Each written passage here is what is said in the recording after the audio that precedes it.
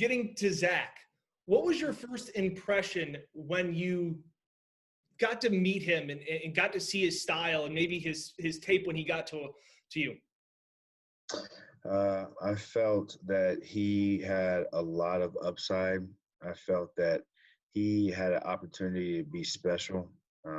Zack wanted to come here and break every record here. That was something that he wanted to do while he came here, the University of Utah. But, he's a big, thick, strong kid. I thought that he had every tool in the toolbox, and we just wanted to polish those things up, though. So I thought the sky was the limit for him. How have you seen him grow? How did he grow as the years went on?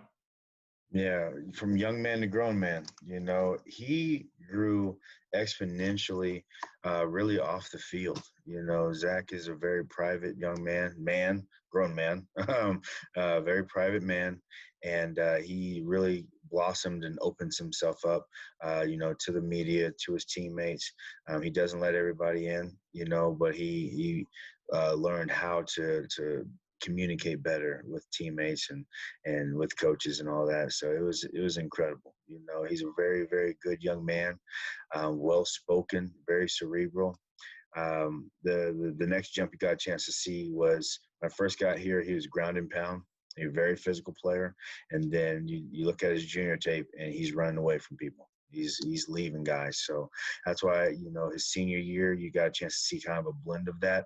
But I think that you're going to see a healthy Zack Moss up in Buffalo, and I think you're going to see a lot of the explosive runs that you saw in his junior year up in Buffalo.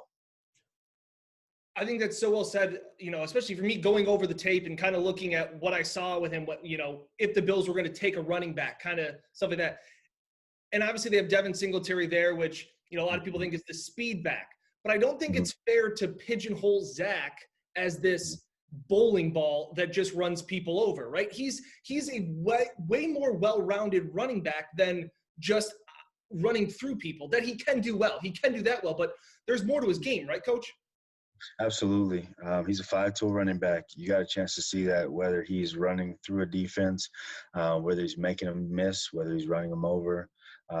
Ball skills. His ball skills are fantastic. He's got really good hands for somebody that's 223 pounds, and he can pass block. So there's really nothing that he can't do on the field. He'll become a better route runner. We just didn't ask him to do a bunch of that, but he's got it in him. He's twitched up enough to be able to do that. He's sudden enough to do that. So I think he was second behind the young man from Clemson and breaking tackles or something like that. And they're two different types of backs. My man was running through guys and being elusive, but he's slippery. He understands the game within the game. You know what I mean? How to set up one move early and then come back to something else like later in the game. So he understands football at a very high level, in terms of, and he also understands himself. He knows what he can and what he can't do, what are some of his shortcomings, and how to get around those in the game of football. So I know everybody talks about, well, he's not super athletic. He's not this, he's not that. Well, we don't coach track up here at the University of Utah. We coach football. Okay, so and he knows how to play that very, very well. That's a great quote right there. You don't coach track and coach football. Coach football. We coach football up here, and he knows how to play that game. So I think that you guys are getting a very good player. Were you surprised that he fell to the third round? Because it's funny, we just recorded a podcast, and I thought it was very interesting. GMs don't need to tell the media as much. They can tell them as little or as much as they want.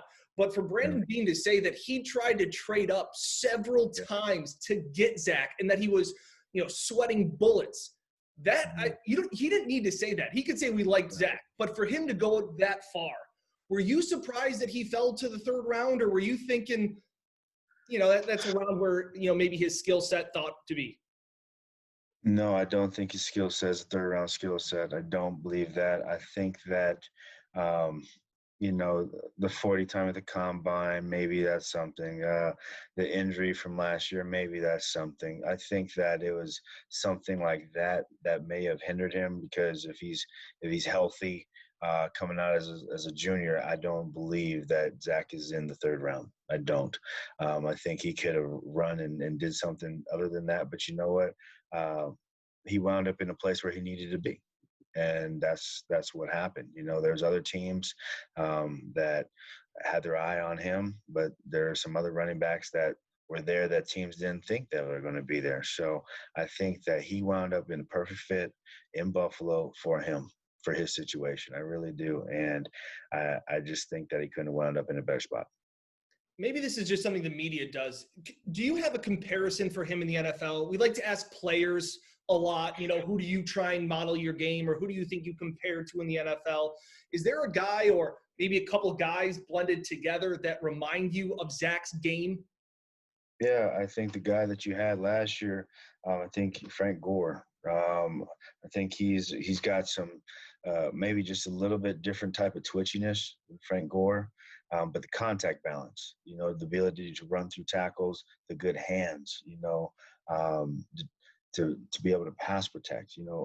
Frank Gore is one of the best running backs to play the game if you really look at what he's done. So I do think that Zach kind of falls within those lines. And, Frank Gore was not a 4-3 running back. He was a 4-5, 4-6 running back that knew the game of football. And I think that Zach kind of follows those Miami lines. I think it's interesting you talked that, Zach's not a 4-3 running back. His 40 time is actually a hair faster than Devin Singletary at the combine, and people think Devin's this burner and that Zach's this slow guy. There's football speed, right? Isn't that coach, right? Yeah, and he came back and ran a 4.5 too. So that's why the biggest thing for me was what people saw was a player that was coming back off of an injury to get ready for a season, not a player that was healthy to get ready for a season. That was the difference between his junior year. You saw somebody that was healthy, that got a chance to just work on the fundamentals of running and becoming faster, and that's why he looked like he could flat out fly. You talk about a young man that was coming back off of an injury to get ready just to play. So that's why I think that you guys are going to get a chance to see the player that you guys were hoping for in Buffalo. Give me your best Zack Moss story, whether it's on the field, off the field, something that always reminds you, or something that will always remind you of Zach. My best Zack Moss story. Man, you know what? There's not a bunch of them. There really isn't, because, again, he's steady. It's not like this, that, and the other happened, or this funny thing happened. And he's the same guy. He's just Zach, I wish I had a good one for you, man. And nothing just jumps out at me of a great, funny Zack Moss story. I wish I had one for you, but I don't, man. He's just a good young man that shows up, has done everything I've asked him to do here at the University of Utah. And, I mean, he loves to eat. He loves to eat. We've taken some spots down in Salt Lake now. We try to go to a number of places, and he does like to eat. Now, when I first got here, he was a sandwich and chips guy. When I first got here, that was the deal. Doritos and whatever type of basic sandwich he wanted to make. But he grew. He's grown since he's been here. He understands the value in a vegetable or two, but he's grown in that department. But when I first got here, it was the same sandwich and the same Doritos every day. But that's pretty much about it, man. He just same guy. That's great. What is it? I mean, Zach was such a big part. I mean, I wanted, the program for Utah had just so many players drafted this year in the last few years. And this program is really on the rise. What was it like? What was that draft night like, or the day after, when you got to talk to Zach a little bit and things started to really set in maybe? No, I think I was probably more frustrated than he was. Because I know what kind of player he is, and I'm like, well, how's this, and blah, blah, blah. But obviously I was at home by myself. But when you talk about the program, I think we do a good job of evaluating talent. We don't always get the 5-star kid. We'll get a 4-star kid like Jalen Johnson here and there. We're starting to get those 4-star kids. We've got a number of them in this recruiting class. But I just think that we treat them the right way. We coach them hard. There's a lot of expectation here at the University of Utah. We're getting ready to take that next step. And, it's family here, and he wanted to come back and play with those guys, because he knew what could happen. I mean, we got all the way up to number 5 in the country. So we knew going into this season we had a chance to be very, very special. And to see a young man that had the opportunity to go on to the NFL, come back and make that sacrifice and put himself in those situations, it speaks volumes for him. I really appreciate this, Coach. I know you're busy. I'll let you get back to work recruiting and finding the next Zack Moss. So I really appreciate it. Man, if you got any heads up on where that cat is at, please let me know, because that's a different dude, man, at that size and that speed, man. So if you have any guys, shoot them my way. I really appreciate it, Coach. Stay safe. Awesome. And keep in touch. Absolutely. Have a good one. Thank you.